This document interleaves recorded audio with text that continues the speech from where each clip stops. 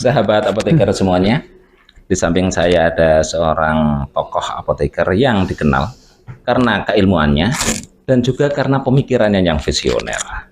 Tokoh tersebut adalah mungkin banyak sudah dikenal, Mas Apoteker Budi Raharjo, spesialis farmasi rumah sakit.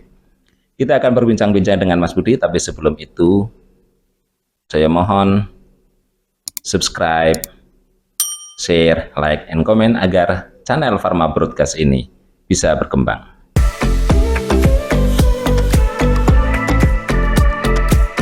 Assalamualaikum Mas Budi. Waalaikumsalam warahmatullahi wabarakatuh. Mas Apoteker Teguh.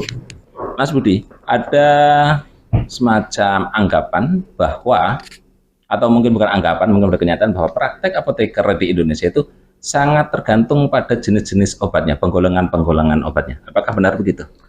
Ya, memang mindset kita terhadap peraturan perundangan itu sering sekali kita kurang tepat ya dalam menginterpretasikan peraturan perundangan yang ada.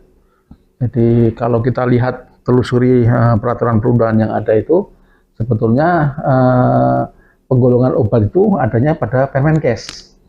Dan Permenkes itu sebetulnya apabila kita melihat hierarki peraturan perundangan di dalam Undang-Undang Nomor 12 Tahun 2011 itu tentang perundangan di Indonesia, itu apabila Permenkes itu tidak akan memiliki kekuatan hukum ketika tidak ada perintah dari peraturan di atasnya. Ya.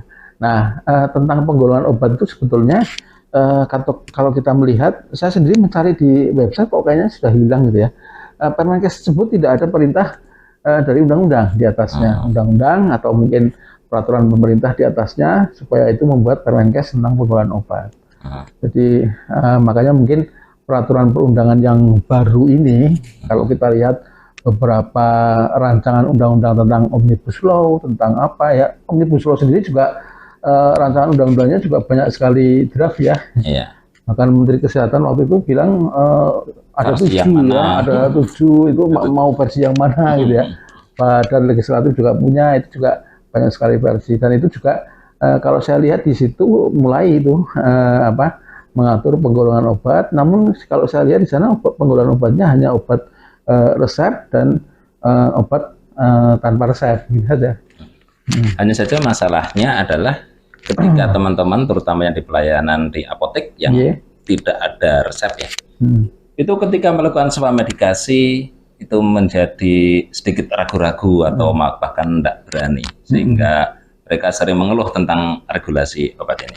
Nah, tentang swamedikasi sendiri, apa sih sebenarnya konsep mengenai swamedikasi? Ya, kalau yang namanya swamedikasi itu sebetulnya merupakan praktek dari masyarakat. Ya, jadi yang berpraktek itu masyarakat, swamedikasi itu. Masyarakat berpraktek dalam menyembuhkan diri sendiri, makanya swamedikasi, mengobati diri sendiri.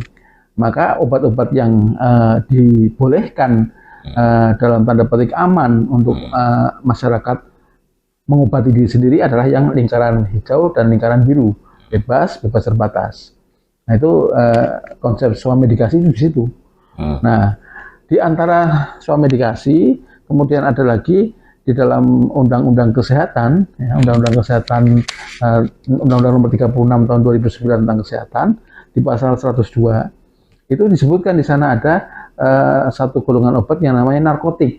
Nah, jadi di sini ada bebas terbatas yang bisa dipakai oleh masyarakat tanpa andil dari tenaga kesehatan, dalam hal ini apoteker. Kemudian di atasnya lagi ada narkotik dan itu harus dengan resep.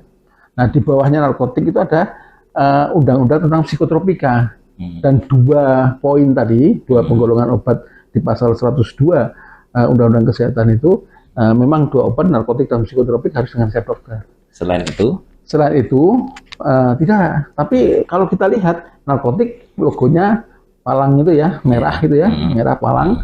Kalau yang psikotropik maksudnya obat keras. Nah, obat keras itu berarti ada 2 jenis, obat keras yang psikotropik dan non psikotropik. Bedanya nanti di nomor registrasi itu aja. Nah, dengan kata lain, meskipun dengan obat-obat keras non psikotropik, apoteker tetap bisa melakukan pelayanan obat tanpa resep dokter. Tanpa resep dokter. Iya, betul. Gitu. Cuma tapi itu konsepnya bukan konsep soal medikasi ya? Bukan, itu adalah kalau di bahasa Inggris di beberapa literatur namanya pharmacist responding the symptom. Jadi apoteker merespon simptom yang dikeluhkan oleh pasien. Yang penggunaan obatnya yang diberikan bukan dari golongan bebas terbatas. Masuk obat keras. Masuk obat keras, non psikotropi. Apakah ada semacam benchmark rujukan bahwa praktek apoteker juga bisa menggunakan obat-obat yang selama ini dianggap obat keras itu ketika melayani masyarakat? Ada. Kalau Anda membuka media sosial, Anda googling begitu ya, itu ada kalau Google pakai kata kuncinya itu think pharmacy first. Think pharmacy first. Think pharmacy first. Di sana ada program dari NHS di United Kingdom, di Inggris, ya, di United Kingdom itu NHS itu semacam lembaga yang menyelenggarakan layanan health insurance, universal health coverage insurance dari states, dari negara di United Kingdom. Itu kalau di sini ya setara dengan BPJS kesehatan. Itu justru mendorong apoteker-apoteker yang praktek di apotek ya ini untuk menjadi pelayan terdepan dari masyarakat, sehingga untuk jadi garda depan ketika sakit yang ringan-ringan masyarakat nggak perlu masuk ke vaskes pertama, kira-kira begitu, tidak perlu ketemu dokter, ketemunya sama apoteker saja karena di sana obatnya yang diberikan ada batasan penyakit justru. Jadi batasan mereka apoteker bisa melayani penyakit apa saja di sana. Nah, selain penyakit itu dirujuk, gitu aja, rujuk ke jadi dokter. Batasannya adalah jenis penyakit, bukan pada jenis obatnya, penggolongan obatnya, betul. gitu ya. Nah, obatnya bagaimana sesuai dengan guideline penyakit tersebut. Jadi penyakitnya apa, guideline-nya apa, ya itu sudah obatnya itu digunakan. Karena di sana di Inggris di sana yang berlaku tentang nomenklatur penggolongan obat itu hanya prescription only medicine dan pharmacist only medicine. Nah, jadi artinya obat di sana hanya dua golongan saja, obat yang resep dan yang diberikan oleh apoteker, maksudnya tanpa resep. Begitu, termasuk obat keras di sana ada. Termasuk antibiotik? Termasuk antibiotik di sana ada. Maksudnya di pharmacist only medicine.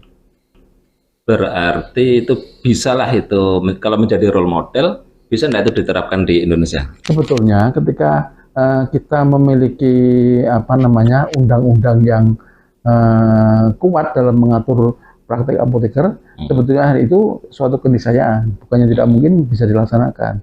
Dan kalau kita melihat pemerintah Indonesia ini sebetulnya belum memanfaatkan profesi apoteker ini secara maksimal.